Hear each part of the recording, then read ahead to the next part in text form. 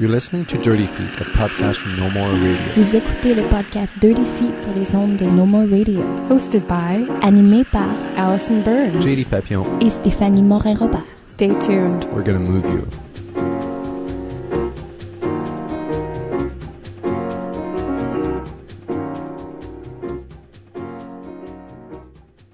All right, Dirty Feet listeners, we've made it to 2014.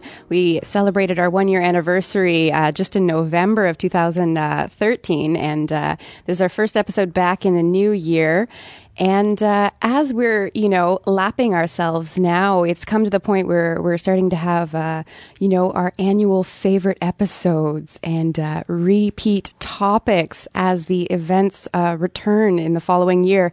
For example, the wonderful Bouge DC Dance Festival is coming back this January and actually celebrating its 5th anniversary. And with a full 10 days of dance this time around, it's playing from January 8th to 18th. Most of the events are taking place at Mainline Theatre, and you can participate in workshops. You can attend symposiums. You can see the Common Space Showcase, L'Espace Commun. You can see other shows such as Projet Migration, all the way from San Francisco. They are the winners of the Bouge DC prize for the Fringe Festival from 2012. And you can hang out with awesome dance parties, the cabaret show. Oh my God, there's so much more. I'm sure I'm forgetting Cinedance, and just hang out and have fun at Mainline with dancers and people who are interested in dance and the community. The not-for-profit organization Bouge DC was put together to support emerging artists and also to foster dance community in Montreal here. I know so much about it because, of course, I am on the planning committee for the festival. I am the associate artistic producer of the festival, which means I take care of the organization of the Common Space Showcase, which we're going to get into a little bit more detail a little bit later because I'm not the only one here, of course, today. We have joining us again, Holly Greco, who was here representing Bouge DC last year as well on the Dirty Feet podcast. Hi, Holly. How's it going? Hi, guys. It's going good. Glad to be back. Woohoo. And you are an important member of the team. You're on the planning committee for Bouge DC. You're also a mentor this year, and you have been a mentor in the past as well. Yeah. Great. Anything else to add about what you do with Bouge DC? I help produce and curate Cinedance, which is our dance film night, which I'm also really excited about. It's my second year doing that, I believe. Second or third year. Wicked. Yeah. And then new guests this time around, we have Tim Rodrigues, who is one of the mentors this year. And you have been a mentor in the past as well. Is that correct? That is correct. So how many years is this? I think I've mentored every year. Okay. I did mentoring for the line designer technician the first 2 years, and then the last 3 years I've done choreographers. You've kind of been always around Bouge DC and really helped us out in a lot of different ways. You participated as a jury member for the Fringe Festival Bouge Prize. Yes. And also for the Common Space Showcase this year. Yes, which are very fun things to be involved in. It's a great festival to be involved in, and I'm happy to help out every year.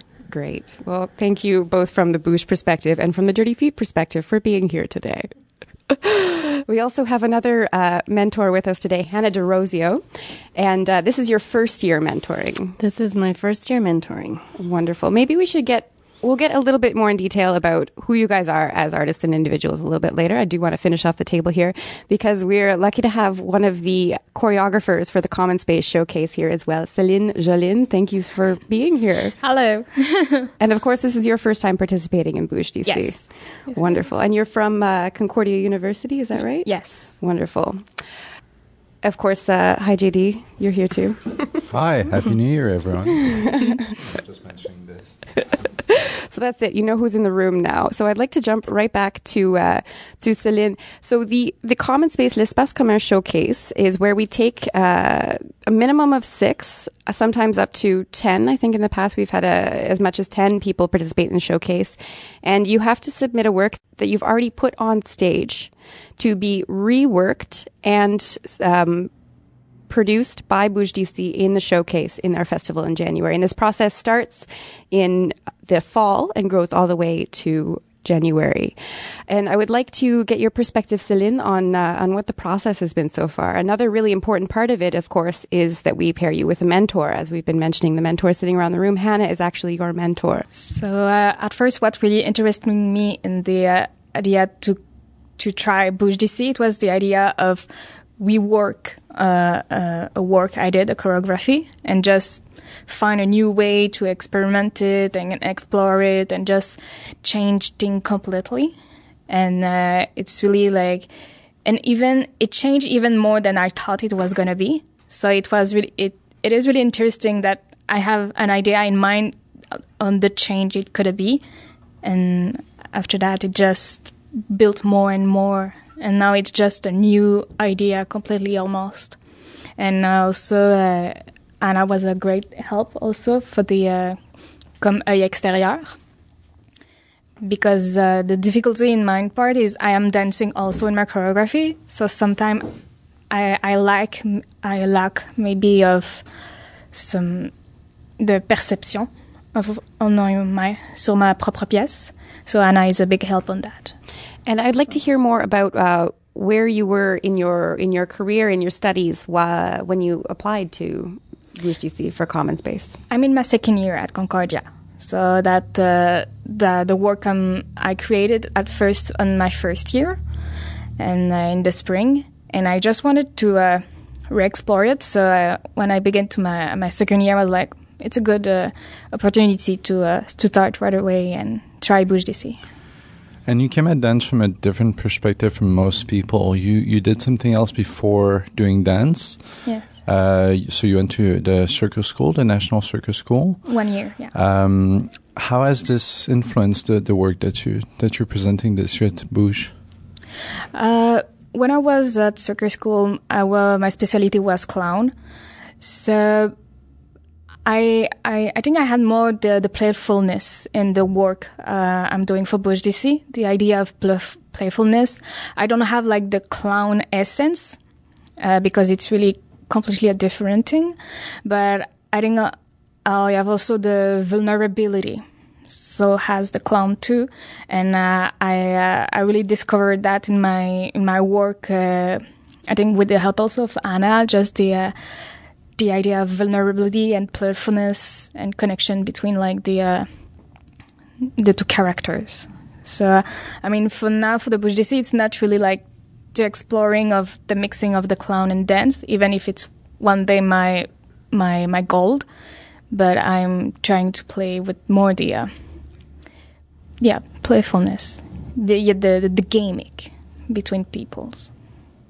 And it's a duet that you're doing. Yes. With Olivier. Yes. Wonderful. I'm looking forward to seeing the final product because, of course, that's a big part of the process is we on the planning committee have the joy of kind of seeing the start, the middle, and the end of the process. And that's really exciting for us.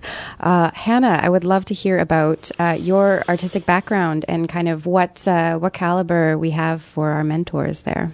Oh, sure. I studied dance at Concordia a million years ago. And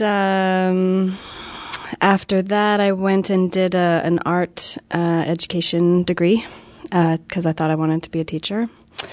Then I came back to Montreal and started studying acting a little more seriously. So I've been doing that for the last 4 years. Working on films and plays and in the dance world, leaning more toward, I still do work as a dancer, but primarily I work as a rehearsal director. That seems to be the work that I enjoy the most and excel at. So yeah, over the years I've worked as a rehearsal director for a bunch of Montreal dance artists, most recently David Albertoth and Emily Gualtieri. Is this interest in rehearsal directing what drew you to the offer to be a mentor for Common Space? Well, you guys approached me. Mm-hmm. Yes. I mean, it's work that I love to do. I of course was pretty happy at the idea of having the opportunity to do this. Yeah. And how has the process been for you from your perspective? It's been good. I think that the match was really well made because I'm obsessed with authenticity.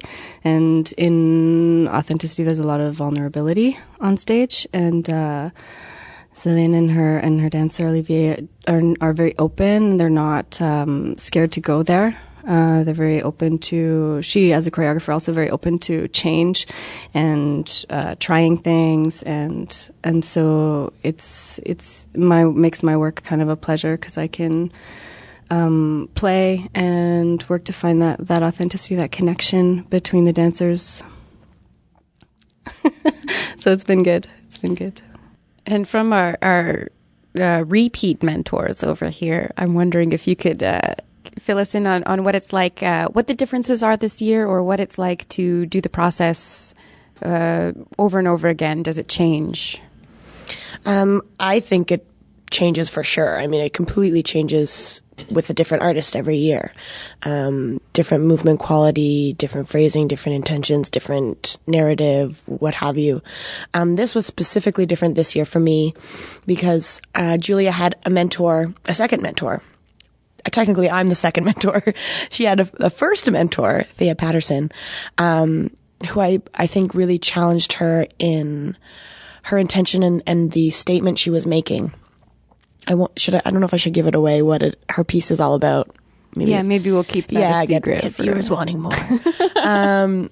But it's kind of a controversial subject that she's touching upon, which makes it really exciting, an exciting piece of work. And she does it beautifully, in my opinion. But Thea was really there to challenge her. And why are you saying this? How are you saying this? What do you want your audience to feel, etc. And then I came in, and then really just worked on movement with her and transitioning and phrasing and rhythm. Just got down to like the bare bones of the actual movement, and just I came in and asked one question. I said, I have to say one thing about this because I can't just pretend like it's not there. It would be remiss. And what's that thing that you brought up exactly? Can you tell us that? I had to ask the question as well, what do you want your audience to feel? Period, the end. Like, I wasn't looking for anything else. I gave her a little bit of, when you do this, it says this. As an audience member, that's what I see, personally. She went, yeah. I said, okay, cool, let's work. And it was just like that. So that made it kind of fun that I could just kind of put that behind me and look at, she uses a prop, and that's what makes it mildly controversial. So to look at the prop in, is it your duet partner? Are you making a statement with this prop? What are you doing here? So that was a lot of fun, for sure. And I don't know her. Like most of the people I've mentored in the past, I have somewhat of a relationship with. They went to Concordia. I've seen them in the halls. Where Julia is she went to UQAM, so I really have had no relationship with her. So that also is something totally different and really fun. It's like, yeah, let's do this. And how was that first meeting with someone that you had no knowledge about, that you really didn't know personally? How did it go? I mean, I was a bit of a cheat because I am on the committee, so I got to meet her in the orientation session, and exchanged a few words, and then I got to see her again and see where her work was at our showing, where we have our artists show where they're at. It's in November, so it's the middle point, essentially. So yeah, like I said, it was a little bit of a cheat. She wasn't like, I've never seen you before in my life. So I had an idea, but I just kind of laid out for her how I work and how I am, and I'm going to talk really fast, and I'm not going to have any sentence structure. It's just going to vomit out of me, and then I'll catch myself and come back. And then we can work from there, because I just get really excited. And she appreciated that. She's a pretty mellow girl, so we were a good pair, I think. Just before we get to your answer, Tim, I think what's interesting about the situation with you and Julia is that mentorship is very specific to the goals of the artist, and the choreographer has to have the same interests as the person who is mentoring them, and the mentor, I imagine, needs to serve their purposes and not what the mentor themselves sees as artistically valid or important. I agree. Yeah. Definitely. I would agree with that, which is interesting because it goes into what Holly was saying before about every time you mentor with an artist for the purpose of Bouge, you do have a different approach, and because every artist does need something different. This is a totally different mentor process for me this year with Stephanie Saucier. She is totally recreating the piece that was a solo into a quartet.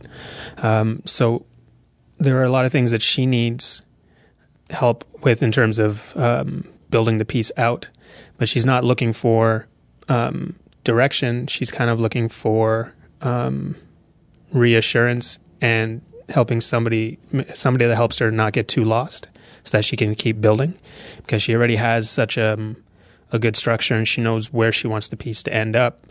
But right now, what I've been doing with her has been just helping her not get lost and pulling her out of her bubble a little bit so that she's not just steamrolling ahead, but she can step back and see things that maybe she's glossing over in for the sake of progression.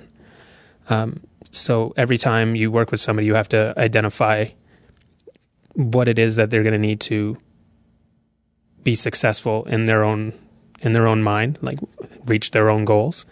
And that's what I saw and what I use in my approach for this specific artist. In the past, it's been more staging things, just helping people flip their work because the work was there, but they just wanted to change it some way, and then just giving them tips to, not even tips, just having conversations about where this piece is on the stage and what does that mean, and what if you just rotated everything, just real kind of just hard like facts sort of things, like, well, what if you didn't start from that corner? What if everything just stayed in one spot? Or just little things just to keep going. And other times it's about being an outside eye and pulling out things that the performers are not thinking about because they're too busy executing and getting the work down pat, that they can't, they're not necessarily ready or prepared yet to go to a different emotional state or to change levels or energy. So sometimes you have to pull those things out of the process in a different way. So every process is different, same way as everybody choreographs differently. Mentors have to act accordingly, One of the interesting things of the Bouge DC Festival is that the performers, the creators do come from very different backgrounds. This year there's going to be people like someone who's a choreographer for the McGill Dance Troupe, which is completely different from the Montreal dance scene as we usually think of it. How is this when you're being paired up with someone, just this expectation of, sort of a mixed bag, that you might end up with someone who has a totally different background from you, but you still need to bring that approach, that open-mindedness? Is this something that's a bit hard to reconciliate sometimes with your own artistic needs? I'll just start by saying that it hasn't been difficult for me personally, but I can't imagine it's terribly difficult for any of the other mentors when you look at it from a basic dance or movement, from that standpoint. If they're moving in some sort of a rhythm with a vocabulary that is, whether it's their own or colloquial or whatever, you work with what is there and you start from there. And then if you don't have an appreciation for it at a basic dance level, you can appreciate that they're working towards something, and then you gain an appreciation of that person and their work ethic, and you work with them through that. It's not like being a dance critic. You really have to kind of leave your opinion at the door. You want to remain true to who you are as a dance artist in your own right. So you can't be heavy-handed with your opinion or your aesthetic. You have to kind of, if you feel it's needed, that they need a dose of something else or a different perspective, then you give it as they can take it, like little spoonfuls or big heaps. You have to be very sensitive to that. But I've always felt that I have to leave my aesthetic at the door and work with what I see. And then if there's room for me to inject my opinion without being heavy-handed or without feeling like I'm trying to change their work, because ultimately it's not my work, then I just kind of gauge how they'll react to it, or even if it's necessary. I just go from there. If I can speak to the process of choosing mentors with artists on the other side of that, I mean, I think we really know who we're asking to be mentors and know that and trust that they are going to be open to what we give them, and they're entrusting us with that, with their time and with their knowledge, to not make it, a quote unquote waste of time for them. I don't think any pairing would be a waste of time. It's always a learning experience. I can speak as a mentor, it's an experience for the mentor as well as the choreographer. I have had mentors in the past come up to me and be like, I didn't really get why you put me with that person, and now I get it. It's like, at first, even for myself, a pairing, I'd be like, yeah, really? Okay, sure. It's like totally not like me, but let's do this. And then at the end, it's like, okay, yeah, there is a process to choose. It's one of my favorite parts, actually, of the being on the committee, is pairing artists with mentors, because it's like this fun matching game. Going, what do you guys think of this one? Oh, yeah, that's awesome. Let's do that. So it's really fun on the inside. And through that process, how do you feel that you yourselves evolve as artists also? Do you feel that it does feed into your own creative process? I'll just say that it does bring me back to my favorite part of being a dance artist, which is the studio process. I've been away. I've kind of been floating in and out of the dance world the last 5 years, and the opportunity to mentor really brings me back to what I like about dance, which is talking about what I'm seeing with this person and what are they seeing and what is it that you want to accomplish and how can we do that, and did you think about this? It's just that conversation about dance is what I like the most about it, and that's what brings me back to it. It sparks me more as a performer and interpreter than it does as a choreographer, to be honest. It always kind of gets me being like, I want to do that. Can I show you? Can I show you what I'm talking about? So I can do it too. Than it does as a choreographer. I guess I also kind of have left choreography slightly. Making my own authentic work. I've left it for a few years now. And I guess it hasn't sparked me to start making work again. It sparked me to want to be an interpreter and continue to be a rehearsal director, because that's what I started doing right out of school, was rehearsal directing. And I guess it just feeds that passion more than choreography. I think, everything feeds you as a artist. Absolutely everything. I think working as a mentor and as a rehearsal director, for me, it's always just so exciting to see what's going on in somebody else's brain and help them kind of realize a vision. I think that mainly you're trying to find or ask why, like the why of the work, and then sometimes it's about the kind of how can we get there. But it kind of echoes back to what you guys were talking about before with the sort of the place of the mentor and leaving your own artistic agenda at the door. But yeah, for me, it's just a very, very exciting to be that voice that take all my experience with interpretation, with creation, and use it to help somebody find their way into what their vision is. So yeah, I think that there is an openness, and also as a mentor, sometimes it's not. Dance is so many. It's just so many levels. There's a human interaction level that is, the connection on stage, but there's also just dealing with dancers. Not all choreographers are skilled in that respect, and there's timing and stress, and sometimes working with somebody like Céline who's in her second year, and it's like, I think in the beginning a lot of it was just like reassurance of like, you have enough time to get this done, and like realizing that she's got some anxiety and wants to like finish this piece tomorrow. And my role in the beginning was just like enjoy it, enjoy what you're doing, enjoy your work. And I think that's like, yes, we'll look at the work and we'll dive into the meat of it, but because that's important too. But I think sometimes the lessons are sort of more on a human level. I've always said, and I've said it on the show before, I'm quite certain, and I'm sure I'm not the first person to say it, but I really believe that a good mentor is like a good therapist. They ask the right questions at the right time. They have no bias, and they allow the other person, the second party, to come to their own conclusions. And I think that's a little bit of what Hannah's talking about. You just know the right amount of, saying you have enough time, have fun with it. And something so simple can just go, oh yeah, that's right. I can just enjoy being a choreographer right now.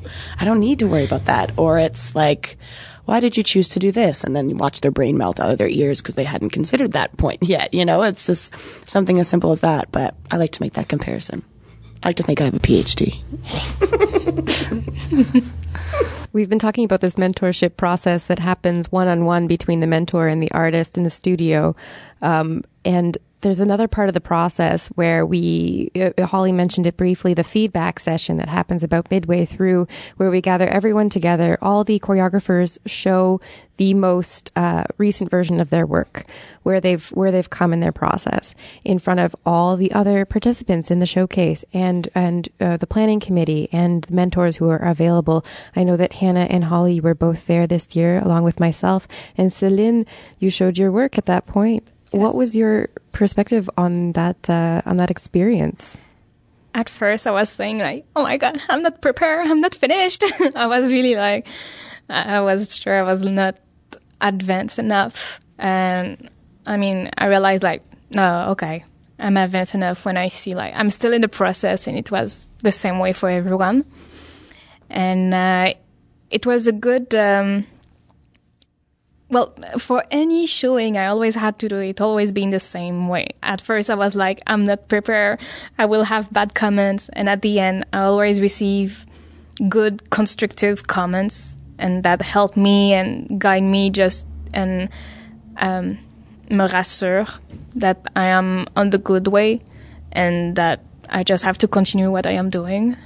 And it's fun also, you know, like it's the first chance you have to show what you do to others, and really a sharing moment. So it's really, at first I'm always anxious, but after I'm always like more happy than at the beginning. So it was like that also with the showing for Bouge DC. It is definitely borrowed on the model that Concordia does do showings before their end of semester projects. And it's the same thing. You do it in front of your class, in front of your professors, and everyone has the opportunity to speak about that. In this case, it's interesting to have, as JD was saying before, we have people from McGill, from LADMI, from UQAM, from Concordia, from from Ballet Divertimento, from, we have Cunningham. Yeah, absolutely. And so it's a different kind of group of people giving different perspectives and exchanging opinions. And in a way, it's more objective. Maybe I can say that. It's more objective because they don't know me as a person.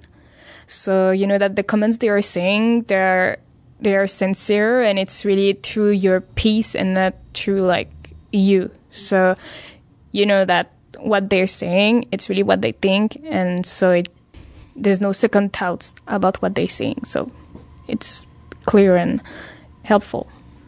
And I'm wondering, Hannah, because this was your first feedback session, and in your perspective on it, I mean, knowing intimately one of the works and then knowing virtually nothing about the rest.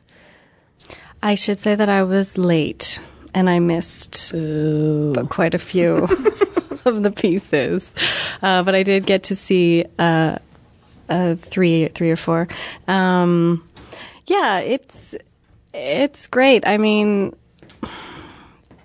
they're so young and excited, and their skin is so smooth, and they, you know, it's nice to like see all and hear all of their opinions. And I mean, it sort of brought me back a little bit to my experience at Concordia, and you know, that I was in that place too, sort of figuring out and where I was as a dancer, full of doubt or anxiety, or who I was as a creator, and what dance is, and questioning, and exploring. And there's something really beautiful and simple and brave. Very, very brave. Well said. I mean, feedback session, I don't think it's just for me. I think for most of the committee is like Christmas morning. We're just so excited and so eager. I mean, we've seen the works when they were presented to us the first time, like as they applied on video. So we've paired them now with their mentors. We've gotten a little bit more invested, and now they're here to show us where they're at with mentors around. It's like the excitement and the anticipation. I mean, I feel like a big geek. You can't get me to shut up during the committee. I'm like always with my hand up. Does anybody have anything to say? Holly does. So I love it. I think it's a great opportunity for artists to go, wow, this is really eclectic. I think that's what most artists end up coming and being like, Merritt actually is a great example from McGill dance group. She's the choreographer of one of the works. And she was like, I've never seen anything like some of these pieces before, which is exactly what we want, I think, and she's in the same festival. She's being shown in the same show. She's not just an audience member. She's participating with them. She's representing the community with these artists who do things on the totally other side of the brain from her. So that's what makes it even more exciting, is how the artists come to you afterwards and they're totally overwhelmed.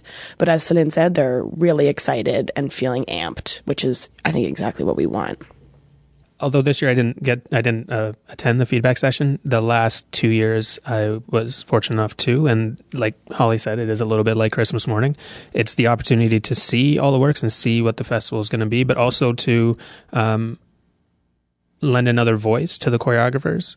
If they haven't had an opportunity to meet with their mentor, or only once, or even if we end up reiterating what their mentor is saying, it helps feed the process and really does give reassurance because of the constructive comments.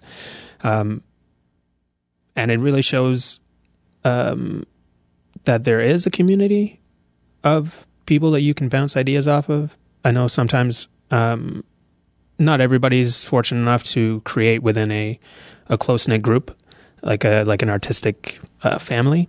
A lot of us are a part of an artistic family, but not everybody is, and they kind of find their way into one, and they see that this is like an extended community that you can go to for feedback or guidance or advice or anything, or clarity, something. And it's an honor and a privilege to be a part of that for young artists, because sometimes when you're in, especially if you're in a university program, it's so merit based, you're just, I got to get this done because I need to get this credit. And not for everybody. Some people do see past the merit part of it and can grow as artists in university and come out fully formed, as it were.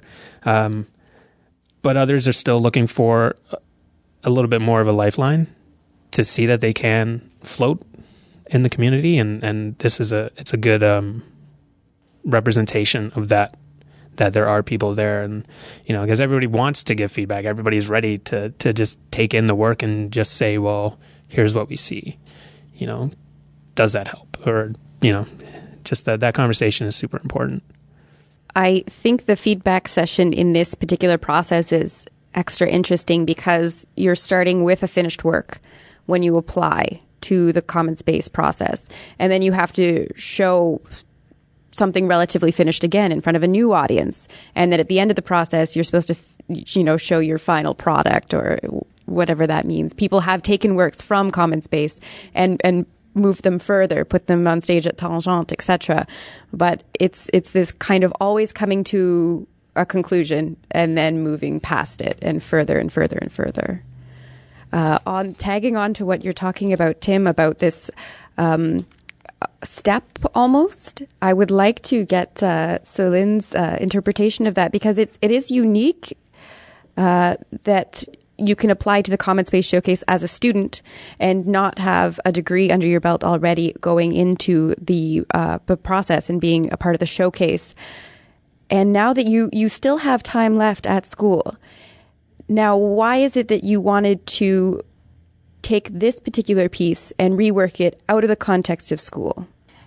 Because it was exactly the idea of create something out of school, to see if I will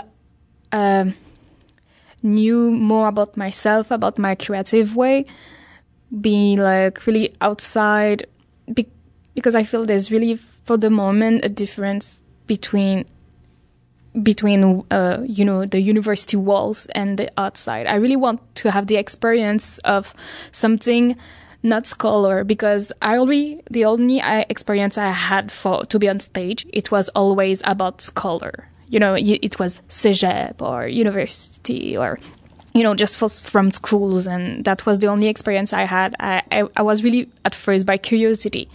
How does it really looks like out of between teachers guiding you, to be more independence on the choice I'm doing, because I have no the pression to have a kind of grade of to be judged in some way, but really more have really the freedom to really go where I want to go, with guidance from a mentor, just help you. It doesn't say to you okay, I'm not sure about that, really try this. He just help you. Have you thinking about, did you thought about that? And it's just a more opportunity to think forward on your work. I remember, Celine, the first time we met was at Concordia when Allison and I were doing our presentations. We went to Ballet Divertimento and Concordia to do quick presentations about applying to Bouge DC and what it was all about, applying to Common Space, etc. And Celine, you came up to me afterwards and you were like, I need to do this. I have this idea since the summer and it's making me crazy and I need to do this again. Did you do it? Are you doing it, or did it even evolve even more after we had that conversation? It changed. The idea I had first, it changed. Awesome. I mean, the basic of the from my original work, I had a concept, and for the Bouge DC, I just want to switch around the concept, and at the base, that's what I did. But in the movement idea, it changed completely. It took a different step, because in general, what I was doing as my creative process, I have really a movement in hand. I just want to do it. But now I just try to do to be more free in the way I am going, and just let the choreography speak by itself. And it's really helped by Anna, really helped me to, the idea of authenticity of the movement. It's also where it's coming from. You don't have to, how to say it, really structure it perfectly. Just let it go. And it's in the way that it changed. I mean, I needed to redone this work. I had, like you said, during all the summer, I was like, I should have to do that. And I need to do it. And I'm doing it right now. It's interesting to hear that story, because if you speak to Amy Blackmore, that's exactly how she started the Common Space Festival. Exactly. She needed to revisit a work that she already did, and she was speaking to one of her technique teachers and saying, I didn't want, the piece wasn't done. I really feel I could have gone further. And he just told her, well, just do it. And that's how the festival started. So it's really the spirit, literally the spirit totally. Of the festival is in that reaction. And it's I need to do it. I'm not done with that. And that's one of the things about dance is so, I don't want to get the word wrong, but dance doesn't live permanently. It's pretty much in the ether. It's in the moment. You can't, unless you have it on DVD. And even then you don't get a sense of the work.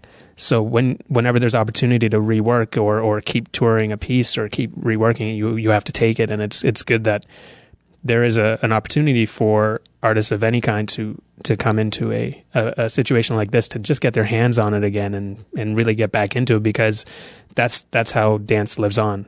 and also through traditions like mentoring and getting back into the studio and presenting and talking about it. That's how we keep it going, because we don't get to put it on a canvas. We don't get to record it and play it on our CD players every day. Well, not that anybody has CD players anymore, but it's great. It's great to hear you say that. Yeah, that's absolutely true. Common Space is the flagship show of Bouge DC because, of course, it preceded the organization. This concept of this reworking showcase with mentorship, which was originally set up as we mentored each other and helped each other out, and did everything from setting up risers to selling tickets to just across the street. Yeah, across the street in our 30-person house that we had. Yeah, control lab there. Yeah, that's right. Yeah, those were the days. Many moons ago. So just to wrap up kind of because we have other festival events that we should talk about. We should definitely get to those. Really? Yeah. I'm just kidding. Because it's grown, of course, right? But to wrap up the Common Space Showcase itself, perhaps, Céline, can you give us a bit of a teaser on what the theme behind your work is and what we can expect from it? Well, so it's a duet. And Olivier, my dancer, he's... in the concept, he's like the real person, and my character is I am his thoughts. So it was like I wanted to experiment the idea of, when we suddenly have an idea, we don't know where it's coming from. Like, it's just our thoughts, sometimes we don't control them. So that's what I want to work around this idea that he doesn't have control on his thoughts anymore. And I'm kind of always annoying him, in a way, to have his attention.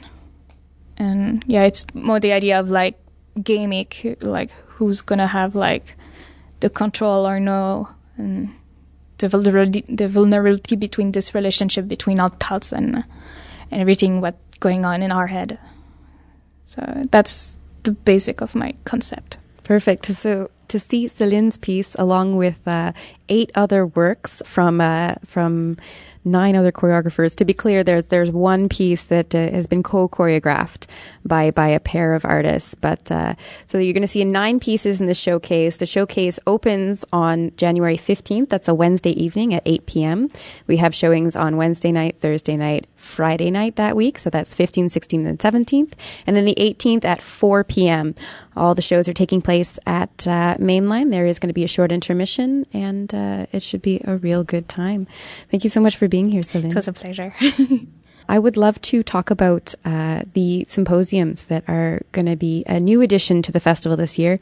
We've had roundtable discussions in the past, but this format, I believe, is going to be much different.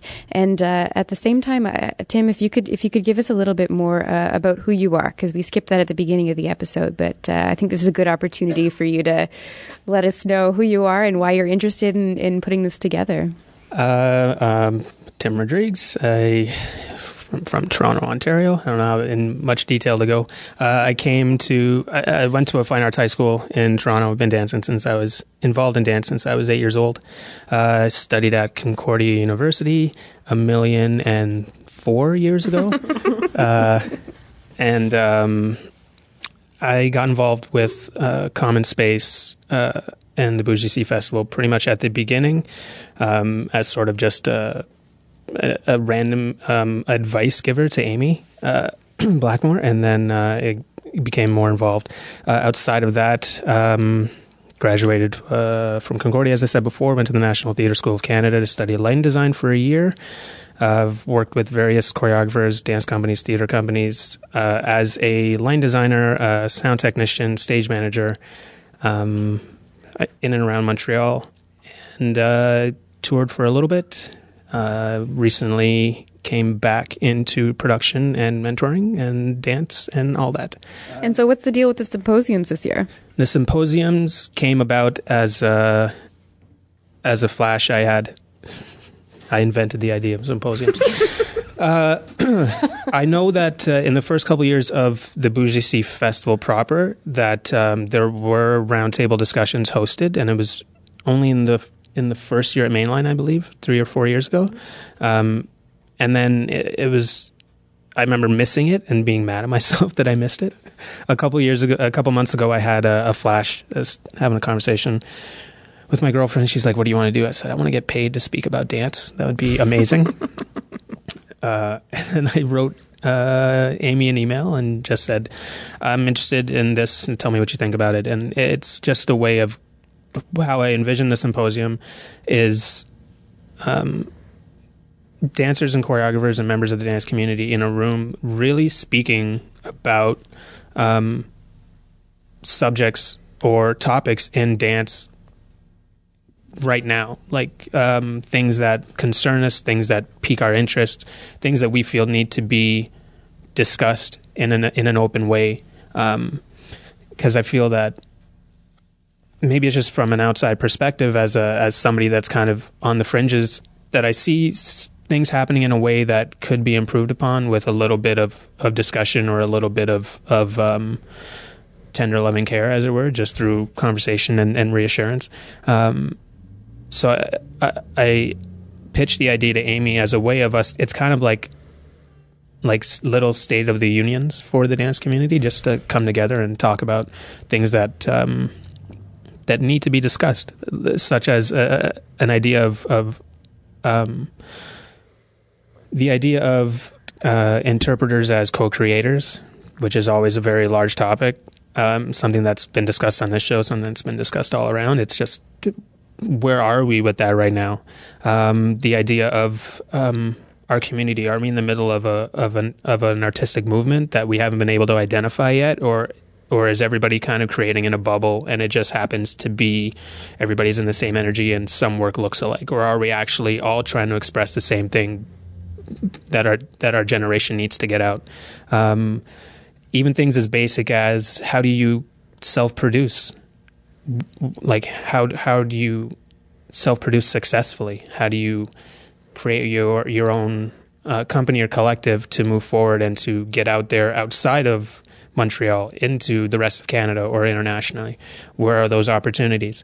I kind of alluded to it before. Not everybody has a creative family that you can lean on and kind of get and share resources with. So it's a way of those who are a little bit more in their bubble to come out and to join in on the conversation, that they don't have to create alone. And even if it's not creating alone, they don't have to feel that the next choreographer beside them is their competition for a grant, that it's somebody that you can learn from and somebody that can learn from you, and you guys can go together, because there is a very strong and large dance community in Montreal. It's the gift and the curse of Montreal being so small that the amount of choreographers per capita, and this is really true in a lot of artistic disciplines, that the amount of X per capita is very large. There's, I think I have 6 friends that are line designers. That's insane. And then I have like 60 friends that are choreographers. That's even more insane. It's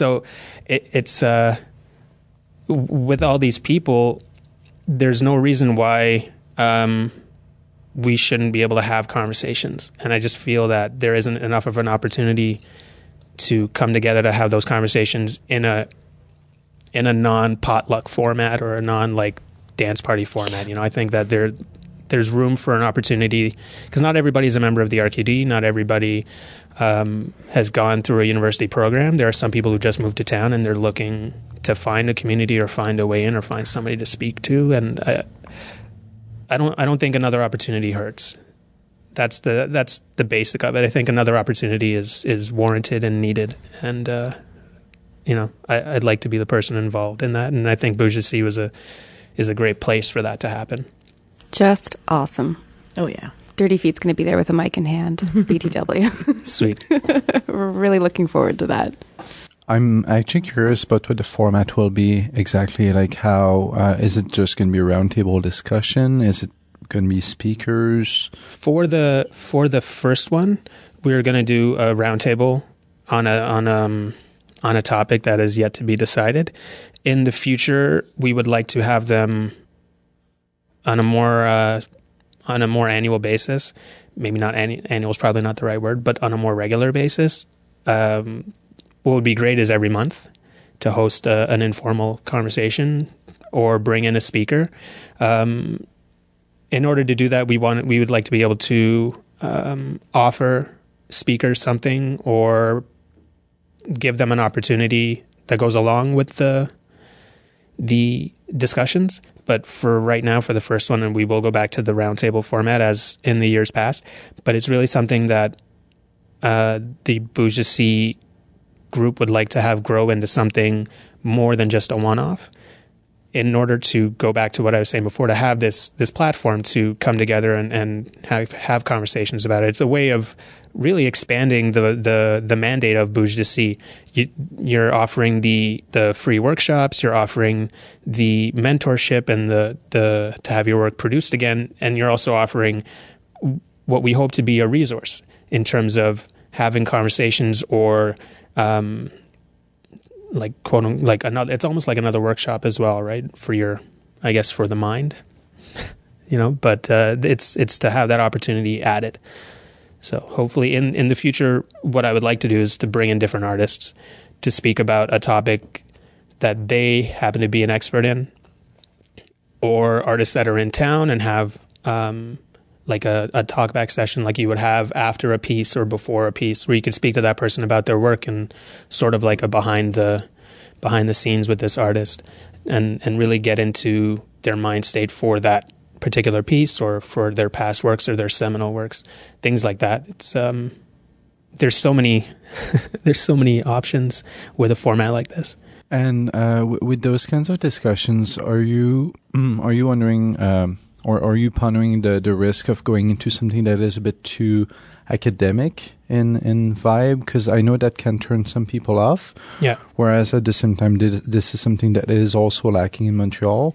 How would you sort of navigate through this? Like something that is more maybe communal, maybe more a shared experience rather than something more academic, but at the same time, the interesting aspect of academic discussions about dance? It's an interesting... It's an interesting question in the sense that anytime you have somebody speak about a subject, it automatically feels academic. I think part of what helps that is the democratization of the event by starting off with a roundtable discussion will help that, but also really leaving a large amount of time, like the lion's share of time, to have audience members interact with each other, or not even audience members at this point, to have people in the room take part in the conversation and just have one person moderate in terms of time and focus if we're speaking about a particular subject. It's a lot like what you guys do here for the podcast, but live and a little bit more open format in terms of other people talking. Yeah, that's it. Thanks. As I go silent, in terms of that, it is risky and it is a concern because you don't want to turn people off. And I by no means am an academic artist. I finished school, but that's it. So I'm not going to put myself out there as an authority on dance. I'm just somebody who's been involved in dance most of my life, and I just want other people to be in the room to have that conversation with. It's sort of selfish too. It's like, well, what if I just got everybody together for, a good old Let's conversation? Talk about dance, yeah, you have no idea. You have no idea how much I do that to people. It's like, so what are you working on? So that's the idea, and I know that there is that risk, but hopefully the idea of a roundtable discussion will help open it up and bring people back to know that it's not just going to be myself and an artist or Amy and an artist speaking, and then you can ask questions. It's more of everybody's in on the conversation, and it's just going to be a little more guided. I think what would be really ideal and exciting would be to not just have dancers and choreographers attend this symposium, even if they don't end up sharing too much. But I like to think that choreographers don't make work for other choreographers. They make work for the public. So to have our audiences come and be a part of these discussions, will also kind of tone down the quote unquote academicness of it, because we can't just get up into like high art, pretentious vocabulary all day, every day. It's nice to have, people who don't necessarily talk about dance often, but to come and share and be like, I don't know if this makes sense, but it's a safe place for them to share. Absolutely. Right? Like maybe Saint-Kimsal with a microphone in your hand is not the safest place to share your humble opinions on movement, but something like this is, and it's interesting that you say that choreographers don't create for other choreographers, because sometimes you see a piece that can only be enjoyed by another choreographer, but it's necessary to have the public be comfortable to give their opinion, because sooner or later, the majority of dance artists are looking for, even if it's just one person, they're looking for an audience member. So it's important to get that opinion and that viewpoint and that reality check from a dance connoisseur or a dance audience member. You need that feedback. So it's definitely encouraged. We take that into consideration in our whole community, and as well as in our feedback session.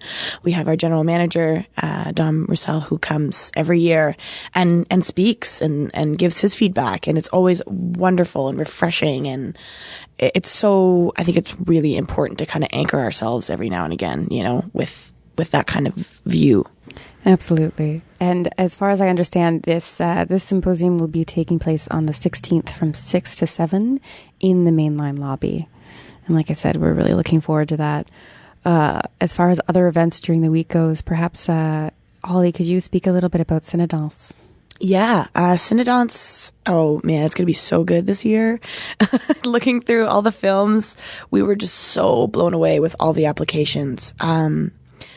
So what it is we do a call for applications, a call for submissions of short films that involve movement and or dance. We leave it pretty open. I think we had a music video last year, as well as a kind of 10-minute performance art piece. It really varies, but the maximum is 10 minutes, and we get all sorts of applications from all spectrums, much like we do for Common Space. And then we kind of narrow it down, and we have this wonderful night of, I believe there's 8 films this year.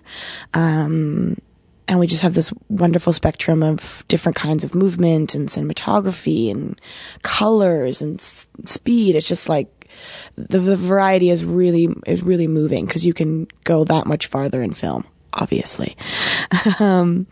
But the films this year are just the caliber is really outstanding. Some incredible movers and concepts. And I think it's going to be a really, really great show. Definitely worth, and it's pay what you can. I mean, hello, $2, say, for $5 for a great evening of dance film.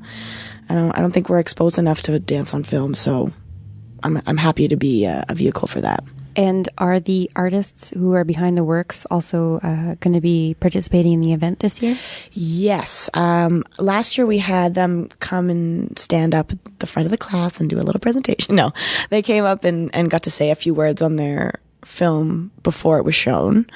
We're going to aim to do that again this year. Of course, we've got creators from all over the place, so sometimes it's viable, sometimes it's not. But I really liked we had that last year, and I personally really enjoyed hearing just an idea of where they were coming from and how this came about. And was it a class project? Was it something you applied for, got a bunch of grant money for? How did this come together, as opposed to just watching a series of films and not knowing any context whatsoever, which is kind of how we did it before. But so we're getting our shit together.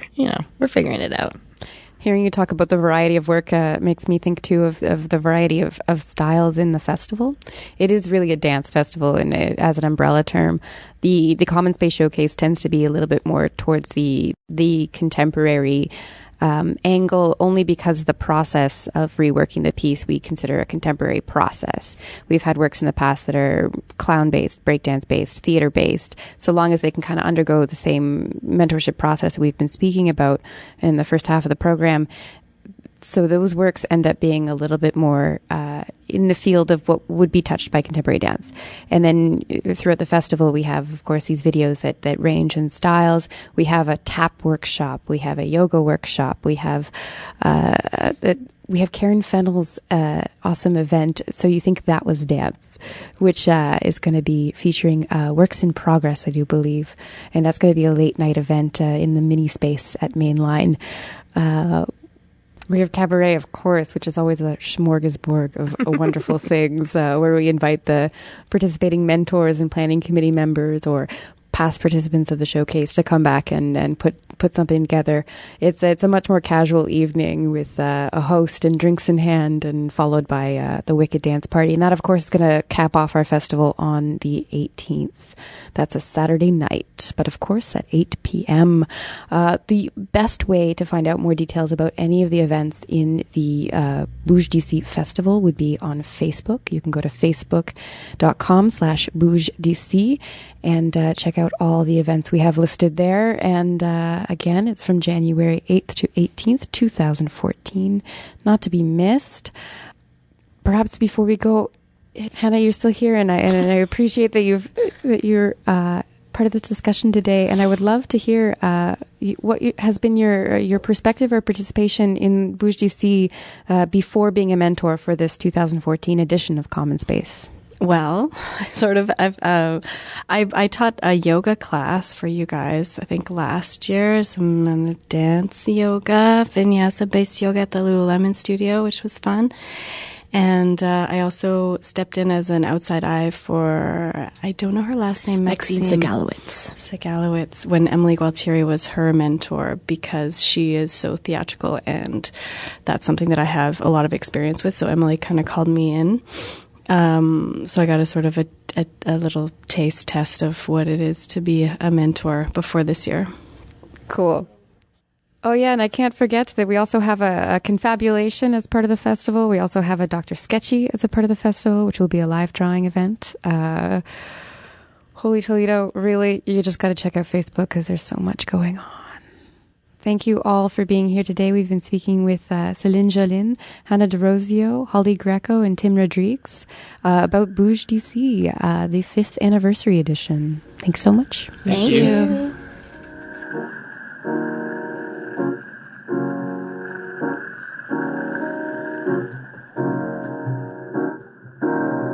Dirty Feet is recorded every week at the Montreal Improv Theatre. Check them out at montrealimprov.com. Dirty Feet est produit et animé par, produced and hosted by Alison Burns, JD Papillon, et Stéphanie Moret-Robert. You can find out more about our show at nomoreradio.com, follow us on Twitter at Dirty Feet, and find us on Facebook at Dirty Feet Podcast. Vous pouvez écouter tous nos épisodes sur notre site web, ou vous pouvez vous abonner également sur iTunes à notre podcast. Listen to past episodes on the website or subscribe to the podcast on iTunes.